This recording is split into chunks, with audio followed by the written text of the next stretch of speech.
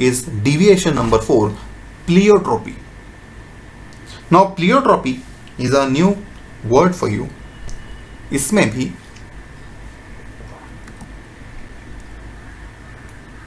one gene influencing many characteristics. Now आपको पता है कि यूजुअली एक जीन है तो वो एक ही कैरेक्टर के लिए रिस्पॉन्सिबल है, लेकिन थोड़ी देर पहले मैंने कहा था आपसे कि इंटरजेनिक इंटरेक्शंस होते हैं. Now pleiotropy comes under intergenic, मतलब बहुत सारे जीन्स या एक जीन बहुत सारे कैरेक्टर्स को इन्फ्लुएंस कर रहे हैं, यानी उसका असर दूसरे कैरेक्टर्स पे भी हो रहा है. एक बहुत ही पॉपुलर एग्जाम्पल प्लियोट्रॉपी का लेंगे हम लोग, sickle cell disease. Now sickle cell disease ये एक ब्लड की बीमारी है. नाउ इसमें ब्लड में मेनली जो कंपोनेंट अफेक्ट होता है वो है उसके आरबीसीज.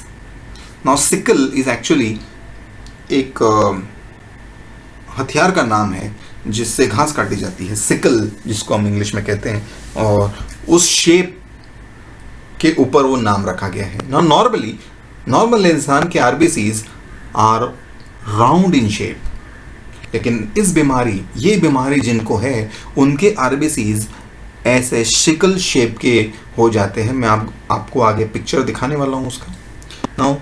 नाउ प्रॉब्लम क्या है? नाउ यहाँ पर प्रॉब्लम ये है कि अभी इसका जो अलील है, नाउ हम सब नॉर्मल इंसान हैं, तो मतलब नॉर्मल का मतलब है कि अगर हमारा आरबीसीज हमारे नॉर्मल हैं तो हमारे पास याद रखिए जो अलील है उसका नाम रखा है HbA. सो आप नॉर्मल हीमोग्लोबिन है मतलब आपके पास अलील है HbA के 2. लेकिन अगर किसी को सिकल सेल डिजीज है मतलब उसके पास शायद ये HbS अलील है. मैंने शायद इसीलिए कहा क्योंकि दिस लीड्स टू एनीमिया, और एनीमिया के बहुत सारे टाइप्स भी होते हैं, लेकिन ये अलील अगर है तो वो सिकल सेल डिजीज प्लियोट्रॉपी वाला है. हाँ, ये तो मैंने अलील लिखे हैं. ना जीनोटाइप क्या है? अभी हम सब नॉर्मल हीमोग्लोबिन अगर है हमारा, तो हमारा जीनोटाइप क्या होना चाहिए? HbA normal haemoglobin. ना अगर किसी के पास HbS और HbS 2 अलील्स हैं तो उसका आरबीसी कैसा होना चाहिए? उसका आरबीसी होगा सिकल शेप्ड, और ये डेडली कॉम्बिनेशन है. इसको हम लीथल कहते हैं. लीथल का मतलब है जानलेवा. लेकिन think about the third possibility of genotype. Now what if someone has the genotype HbA HbS? Now what will happen to that person? Now उस पर्सन को यहाँ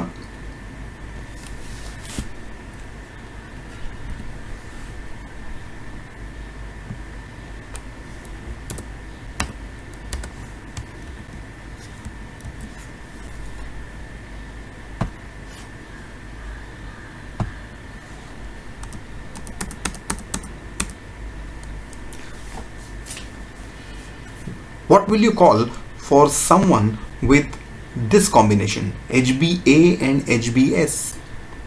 इस पर्सन को हम कहते हैं सिकल सेल एनेमिक कैरियर. अब ये 3 तरह के जीनोटाइप्स आपके सामने हैं जो रेड में हाईलाइट किए गए हैं. नॉर्मल हीमोग्लोबिन वाले, ज़्यादातर लोग नॉर्मल हीमोग्लोबिन वाले हैं. क्यों? क्योंकि normal haemoglobin is a dominant allele. कम लोग हैं इस दुनिया में जिनके पास ये अलील है क्योंकि वो एक रिसेसिव है, और HbS HbS दोनों अलील साथ में आना बहुत ही रेयर कॉम्बिनेशन है. जो सिकल शेप आरबीसी जो लीथल कॉम्बिनेशन है वो इंडिविजुअल्स तो बहुत जल्द ही अपनी लाइफ को खो देते हैं. They can not live a very long time. लेकिन द थर्ड जो जीनोटाइप दिख रहा है आपको HbA एंड HbS, ये लोग काफ़ी साल तक अपनी ज़िंदगी जी सकते हैं. कुछ प्रिकॉशंस लेने होते हैं उन्हें, हम उनकी भी बात करेंगे आगे. लेकिन सवाल ये उठता है कि अगर नॉर्मल हीमोग्लोबिन वाले लोग हैं ज़्यादातर, तो उन ये सिकल सेल एनीमिक बच्चे किससे पैदा होते हैं? How do they take birth? ना नॉर्मल हीमोग्लोबिन वाला पर्सन अगर नॉर्मल हीमोग्लोबिन वाले पर्सन के साथ शादी करता है तो वो नॉर्मल हीमोग्लोबिन वाले ही बच्चे पैदा होंगे, उनको सिकल सेल एनीमिक बच्चे पैदा नहीं होंगे। ना रही बात सिकल सेल आरबीसी, जो लीथल कॉम्बिनेशन है, वो तो शादी ही नहीं कर पाएंगे बिकॉज वो जल्द ही मर जाते हैं, दे डाई। तो बचा है सिर्फ third combination, sickle cell anaemic carrier, जो अपनी जिंदगी जी सकते हैं। नॉर्मल हीमोग्लोबिन वाले पर्सन की अगर शादी सिकल सेल एनीमिक वाले कैरियर के साथ हुई तो इट इज गुड और bad? Think about it. I would say it is not bad. I would say not bad because इनको जो बच्चे पैदा होंगे वो भी नॉर्मल भी हो सकते हैं या फिर कैरियर भी हो सकते हैं, लेकिन इनको लीथल कॉम्बिनेशन वाला जीनोटाइप पैदा नहीं हो सकता, क्योंकि normal haemoglobin one of the parent है एंड दूसरा पेरेंट कैरियर है, दोनों पेरेंट्स कैरियर नहीं है। नाउ सबसे खतरनाक कॉम्बिनेशन है जब दोनों भी कैरियर्स हैं। नाउ देखिए, जब दो कैरियर शादी करते हैं तो क्या हो सकता है उनकी अगली जनरेशन के बारे में। Look at the cross on the screen. दोनों पेरेंट्स के जीनोटाइप मैंने लिखे हुए बोर्ड पे, स्क्रीन पे। उनके गैमीट्स देखिए। अब गैमीट्स फर्टिलाइजेशन होने के बाद क्या क्या पॉसिबिलिटीज हैं नेक्स्ट जनरेशन में, ये रहे आपके सामने। नाउ F1 जनरेशन देखिए, यहां पर 4 ऑफस्प्रिंग्स दिख रहे हैं आपको। नाउ पहला ऑफस्प्रिंग जो है वो लीथल कॉम्बिनेशन है, जो डाइज लिखा हुआ मतलब होमोजाइगस रिसेसिव है, वो मर जाएगा। सबसे खतरनाक कॉम्बिनेशन। और दूसरे दो जो जीनोटाइप्स हैं वो है सिकल सेल कैरियर्स। सो 2 पॉसिबिलिटीज हैं कि कैरियर्स पैदा होंगे, 1 पॉसिबिलिटी है कि वो मर जाएंगे और एक ही पॉसिबिलिटी है कि वो होमोजाइगस नॉर्मल पैदा होंगे। और इसीलिए वो इनका जो फिनोटाइपिक रेशियो है वो 1:2:1 के बजाय सिर्फ 2:1 कहा जाएगा, क्योंकि वो जो होमोजाइगस रिसेसिव इंडिविजुअल है वो उनकी डेथ हो जाती है, वो लीथल कॉम्बिनेशन है। तो phenotypic ratio comes to only 2:1। So आप सोचोगे कि यहां पर प्लियोट्रोपी कहां है?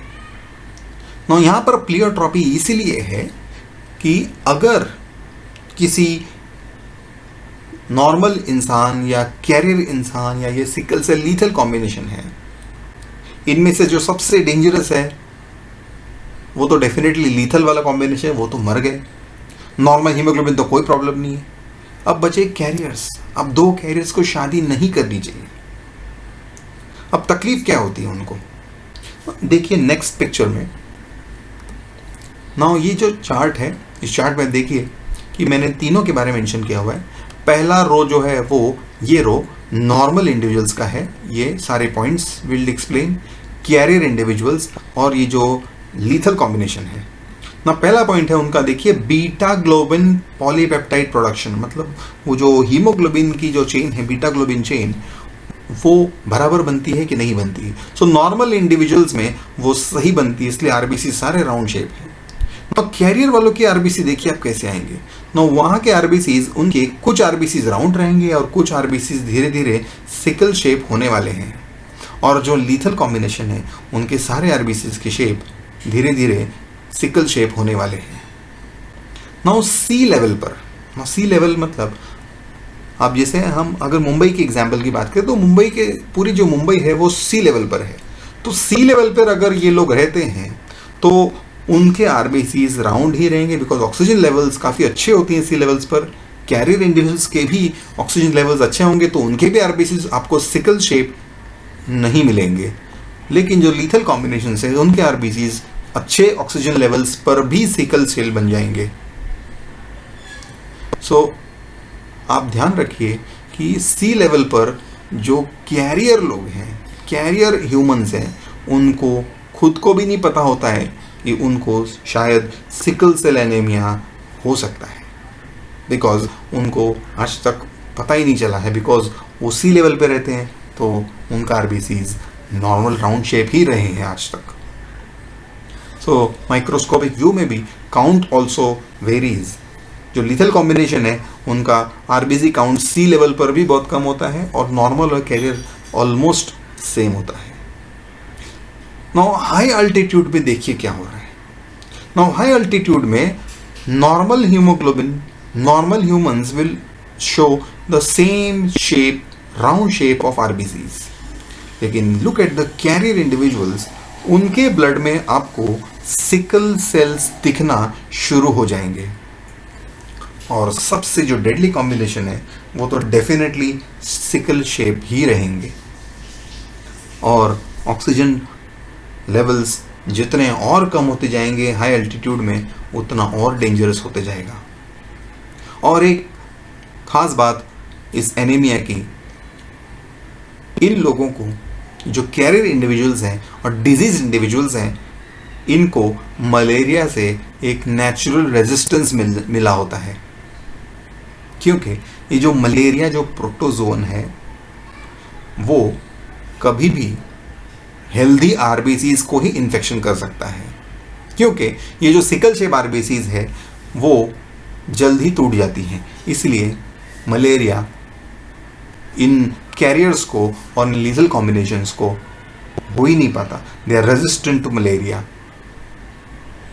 सो this is a basic comparison chart between the RBCs and the oxygen levels between normal, carrier and the lethal combination. Now let us now understand finally कि ये pleiotropy क्यों है। जैसे कि मैंने कहा था, one gene, one character influence many other characters. So in sickle cell देखिए कि RBC उस पिक्चर में कैसे सिकल शेप बन गए हैं। Now ऐसे सिकल शेप RBCs अगर किसी के बॉडी में अगर हैं तो डोंट यू थिंक उस पर्सन के कैपिलरीज में, आर्टरीज में, वेन्स में, जहाँ जहाँ पे थोड़े कम डायमीटर वाले वेन्स होंगे या कैपिलरीज होंगी, वहाँ पर ये अटक सकते हैं, ब्लॉक हो सकते हैं। या फिर ये आरबीसीज अगर बार बार टूट रहे हैं तो इसका पूरा असर उस पर्सन के स्प्लीन पे होगा, लिवर पे होगा, और धीरे धीरे इसका लिवर खराब हो सकता है। कहीं आर्टरीज में ब्लॉकेज आया तो हार्ट पे असर हो सकता है। सो अलग अलग तकलीफें शुरू हो जाएंगी। ब्रेन पे असर हो सकता है, ब्रेन डैमेज हो सकता है, कभी पेन शुरू होगा कहीं से, हार्ट फेल हो सकता है, एनीमिया हो सकता है, स्प्लीन डैमेज हो सकता है, kidney failure, rheumatism, pneumonia, paralysis, impaired mental function, ये सारे अफेक्ट होंगे और धीरे धीरे इस पर्सन की डेथ हो सकती है। इसीलिए मैंने कहा ये प्लियोट्रॉपी इसीलिए है because one gene, one character, but it is influencing many other phenotypes of the body, hence it is called as pleiotropy.